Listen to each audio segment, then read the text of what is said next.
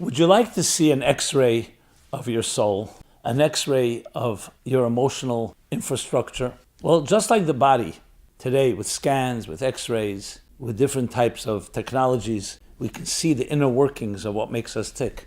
We have a blueprint that will give you a picture of the spectrum of your emotions, an understanding how they work and what you can do to improve them. Check out the description below, the special Omer book, 49 steps, personal refinement, character development, understanding and cultivating the very nature of your emotional being. We see time and again religious people and religious leaders, push comes to shove, and they get exposed, and you see, hey, just like everybody else. It's just an illusion. Now, from time to time, you'll find people, of course, that do live up to higher standards, but that's not necessarily because they're religious. You find also people in the secular world that do that. In other words, it has nothing to do with religion per se. It has to do with who the person is. Some people are just more moral, more ethical, more trustworthy. And I think the word trust is also a critical one, because trust, what engenders trust? When you know that the person, what they're preaching, they practice what they preach, that you can expect that when they say something, they themselves live up to it. You find out that they're telling you not to do something, and they themselves are doing it consistently. That not only undermines your trust in them, it undermines trust in that whole system. And here I tell you, the nightmares and the thousands of instances I personally have experienced, and I'm sure much more that you or others have experienced, is exactly why so many have been turned off from certain systems and so on, because you say, 1 second, the person who was teaching this to me was the one that was constantly defying it. You find priests, clergy, or other leaders who are abusive, any form of abuse, including sexual abuse. Then what happens is you do throw out the baby with the bathwater, because if that's the representative of this school of thought or this faith, the faith-based system and ethics and morals, that they abused me or other people, then you say to yourself, 1 second here. And that's what happens. It toxifies the whole system. In other words, even the good things become contaminated and polluted in our eyes. And that's why it's a terrible crime. Worse than the crime itself is the fact that you're stealing. I mean, I can't tell you how many people have told me, my faith in God was stolen from me. My faith, my innocence, my impressionable childhood, where I was eager to hear something, to learn something, to be inspired, to be touched, was stolen from me. I was betrayed, I was violated. And that is the saddest part of it all. One of the deepest aspects of abuse, especially of children, is the fact that it's coming from a place that's supposed to come from someone that loves you. If it's coming from a stranger, the abuse, it's also unacceptable. But when someone loves you, and you see one day they love you, and the next day they behave in a way that is horrible. So for the child, children are simple and straight, and they don't understand that duplicity. And it creates confusion. What is good? What is bad? Does good always come with bad? People begin to expect that the one who loves me is going to hurt me. I remember once sitting with someone who came for counseling, and I remember I just having a conversation. She was sitting here, I was sitting here, and I went over and lifted up a book or something, and this person flinched and withdrew, like as if something. And I said, "What's the matter?" "I thought you were going to hit me, strike me." I said, "Why?" We were having a pleasant conversation. There was nothing that provoked anything like that. And we reviewed it. It became clear that in general, people who have been kind to her at some point hurt her. So it's like you build in a certain reflex, certain like very sensitive antennae to things that are not even intended. You start expecting that those that love you are going to hurt you. Think how terrible that is, and how that undermines trust, the ability to build relationships in your life. So what we're dealing with here has very deep implications. It's not just some theoretical thing. So the question really is how we address it. So that I think we all can agree that it's just horrendous to hear that someone you considered a hero, someone who was teaching the doctrine of ethics and morality, then you find behaves in another way. We're not talking about a mistake. Everybody makes mistakes. But you find that in a consistent way. The person is a complete hypocrite. How devastating that could be. The question is, how do we both immunize ourselves and look at the reality of life while still not compromising? Because we don't want to lose our faith in our values. Yeah, it's easy to become cynical. Hey, they're all the same. Everybody falls, everybody fails, everybody will disappoint. You want to be able to preserve and hold on to values. So there's a few things that need to be stated very clearly. I'm speaking from a Torah and Jewish perspective that addresses this very issue. I think a good contrast would be the study in contrast is I don't know if this is urban legend or not, the story about Bertrand Russell. They say I'll use it. If it's not, it never happened, it could have happened, not with him, with someone else. So I'm not trying to in any way besmirch his reputation.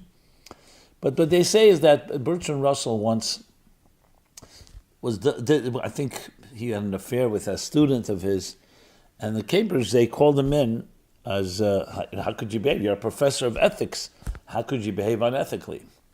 And his response was, I also teach mathematics, and I'm not a triangle. In other words, what I teach is not what I am. What I am is not what I teach. You can teach something, there's a certain dissonance and separation. You could have a doctor teaching you how smoking kills, and you can be a smoker. Let's contrast that with Maimonides. Maimonides, the Rambam, writes the following. How do you know who's a wise person? So it's not, you don't look at his oratory skills, at his brilliance, at his arguments, at the way he presents a case, how persuasive. You look at how he behaves, how he walks, how he talks, how he eats, how he drinks, how he sleeps, how he deals with people. Now you think, 1 second, what does one thing have to do with the next? Of course, it's exemplary behavior. A person behaves in a refined way. But we're talking here about brilliance, about a chacham, a wise person. Because what Maimonides is saying is the ultimate wisdom is the objective, is to create a seamlessness between what you teach and what you know and how you behave. Yes, we all will make mistakes, but let's not worship it. Let's not deify that disconnect. In many ways, I'm not saying all, but in many ways there have been scientists and thinkers who say, 1 second, I'm the objective scientist. I look at things like you look at through a glass, and I don't look at me to be the example of what I am teaching.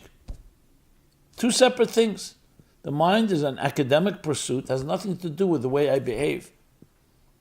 And you see this across the board. You see it in art, in music. Some of the artists, most obnoxious films have been made, stories have been told, books have been written. Brilliant in their art, but also extremely arrogant, extremely selfish, narcissistic.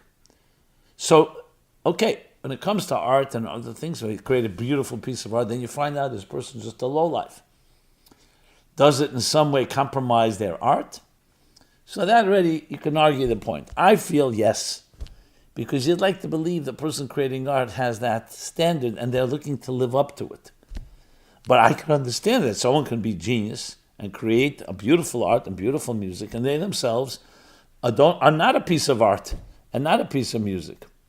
But it's not a standard you want to perpetuate. You'd say, hey, you know what? I'm human. Well, Maimonides is telling us that there is an expectation that you're living up. So that's why.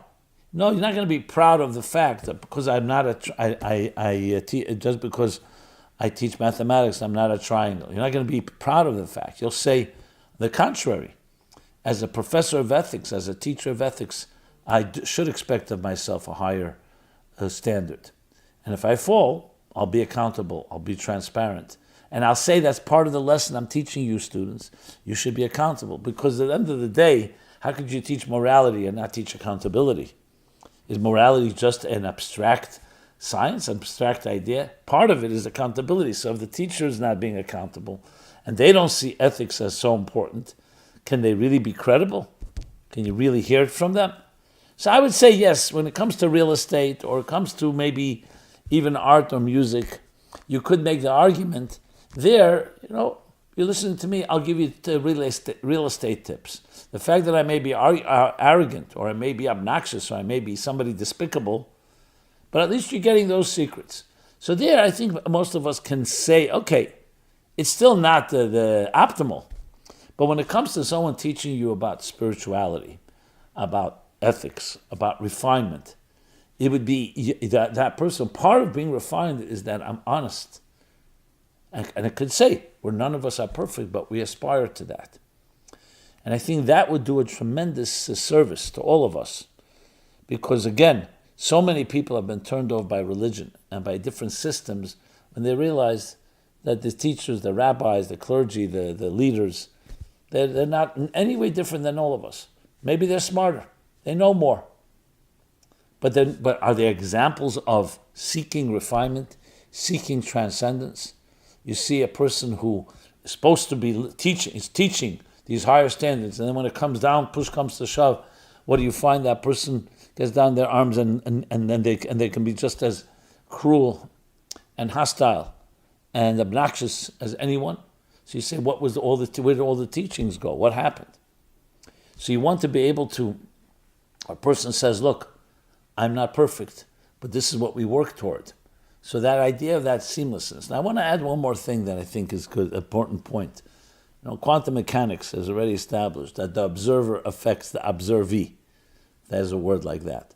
That the observer affects the things he or she observes. That no, we are not just the subjective observer of reality around us, but our very observation and our very measurements and so on affect that which we observe. I was thinking about it in that same context. At some point, we're coming to learn that the universe is one symbiotic whole. Yes, it may be made up of many parts, but there's a certain intricate and intrinsic connection that connects it all. So at the end of the day, it shouldn't be a surprise to us that our behavior perhaps affects the things that are around us. Can we really create harmony around us and world peace and coexistence if we ourselves are not geared up to that? In other words, perhaps the subatomic particles and all the other elements of the DNA of existence are experience the dissonance within us, and therefore that alone does not allow for us to create that total harmony. I mean, there's controversy around, there was a book called, I believe, what was it called? I forgot the Science of Water. It was a Japanese researcher who claimed and argued, I think others debunked it, that water crystals, the particles, the atomic particles in water change shape based on the mood in the room. If it's a peaceful environment, the water joins together, these water molecules come together and they are far more beautiful and harmonious. If there's anger in the room or there's hostility, those molecules tend to turn in a way that turn a grotesque shapes and forms. You may remember a number of years ago there was a popular movie called What the Bleep Do We Know? And they cited these studies that in a way the observer affects the reality around us. So in other words, when we are in a state of mind that is more at peace, more loving, in some way the world around us reacts to that. So we all agree that there's some element of that that's true. You see that. You come to a party and the host is smiling and is warm. It affects you. It always affects you. So not just that you smile back, but just the whole mood changes the whole attitude. But you come to a party with the hosts, you feel a certain type of anger, you feel very negative energy. It affects us as well.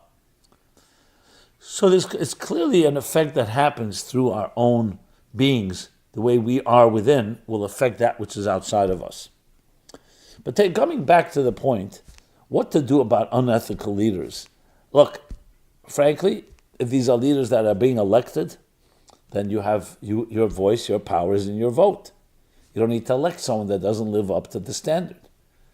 I would like to believe, as I said, I understand certain leadership, you may say, really, we don't care about that person's behavior. But as soon as a behavior is not consistent, can you trust the leader? Is there true leadership if there's no trust? You find out the commander-in-chief of the army is doing something really inappropriate. Can you have that total trust that's necessary, especially in situations of life and death, at war and so on? So, and especially when you're dealing with leaders that are representing a standard. So our voice is that we have to demand that higher standard. And indeed, when you look in the leadership, in the biblical models of leadership, it always came down to a tremendous humility. Keep that word in mind, humility. Moses was the humblest one that walked on earth. What does humility have to do with leadership? You could say leadership is one thing. Humility is great. Give him a medal for humility, because humility cultivates trust. You know the person is humble. You know they'll be accountable, transparent. If a mistake is made, they'll acknowledge it. And as a leader, that's what you want. If you're going to trust Moses with your life, that Moses is the lawgiver, the man of God, you want to know that he is humble. So humility is one of the hallmarks of a true leader. If you go to meaningfullife.com, you'll find I've written a few articles, how to find the true rabbi. And the truth is, this applies to how to find a true leader, how to find anyone that you are looking up to, a true mentor. So I pointed out there that I'm speaking about a rabbi per se, but the truth is the same thing in any area, in any field of expertise. That there are four things necessary, the way the Torah describes the criteria for a true rabbi. One is, of course, knowledge. He or she has a body of knowledge, that he knows a certain amount of knowledge. Number two is that he has been ordained, that a rabbi before him ordains him, a rabbi who's been ordained. And essentially ordination goes back generation to generation, all the way back to Moses. Number three is experience, what we call residency. Being an apprenticeship. Take medicine, for example. For a doctor to become a doctor, they have to have, of course, the body of knowledge, medical knowledge, and the rigorous study and the knowledge on all the information.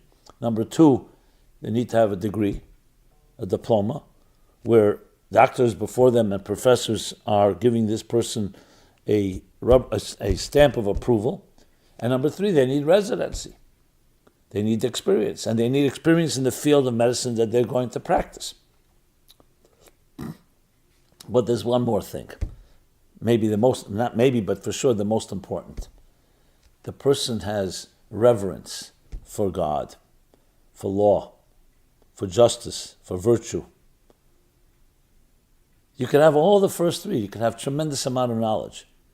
You can be a genius. You can have the degree, the diploma, the ordination. You've been ordained. And you can have the experience. But you don't revere, you don't respect the system that you're representing. When it comes, especially in the area of faith and morality, you don't respect it. If you fundamentally don't respect it, can this person truly be a rabbi? So they could fake it, but that's the fourth most important criteria. So you'll say, how do we know that?